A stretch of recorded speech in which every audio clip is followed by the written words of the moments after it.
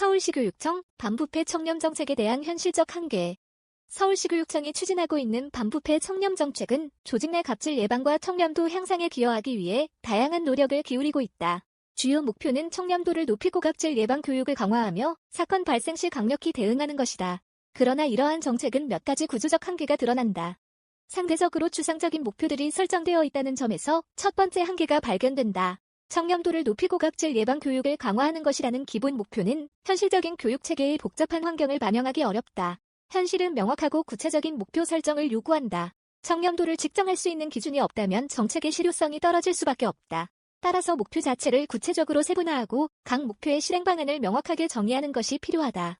2024년 동안 서울시교육청은 부패 취약 분야에 대한 대책을 마련했다고 발표했지만 그 결과에 대한 구체적인 데이터가 부족하다. 효과적인 정책 수립을 위해서는 복잡한 상호작용을 이해하고 각 정책이 어떻게 작용하는지를 검토해야 한다. 예를 들어 모바일 신고센터와 캠페인에 대한 피드백이 정책 개선에 어떻게 반영되었는지에 대한 데이터가 필요하다. 이 데이터를 통해 정책의 복잡한 상호작용을 이해하고 지속적으로 개선할 수 있는 기반을 마련해야 한다. 공감.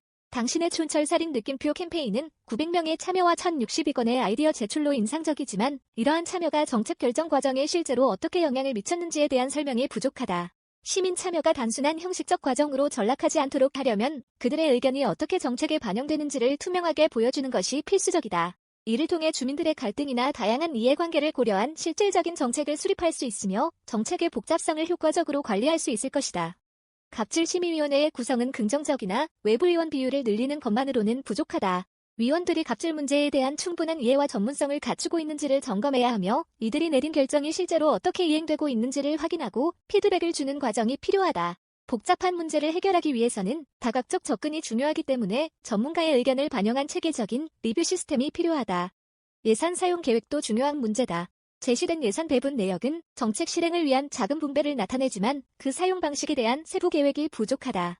예산 사용의 효율성을 극대화하고 결과를 명확하게 보고할 수 있는 체계가 마련되어야 한다. 이를 통해 예산의 사용이 정책 목표 달성에 어떻게 기여하고 있는지를 명확히 평가할 수 있어야 한다. 결국 서울시교육청은 반부패 청렴 정책을 통해 청렴한 조직 문화 구축을 위한 노력을 지속하고 있지만 목표 설정의 명확성, 성과의 정량적 평가, 시민 참여의 진정성, 위원회의 실효성, 처벌 기준의 구체화, 예산의 효율성 측면에서 보완이 요구된다. 이러한 문제가 해결되지 않는 한 서울시교육청이 원하는 바를 달성하기는 어려울 것이다. 따라서 더욱 실질적이고 지속 가능한 정책 실행과 개선 방안이 마련되어야 하며 복잡성 교육의 관점에서 정책을 재조명하는 과정이 필요하다.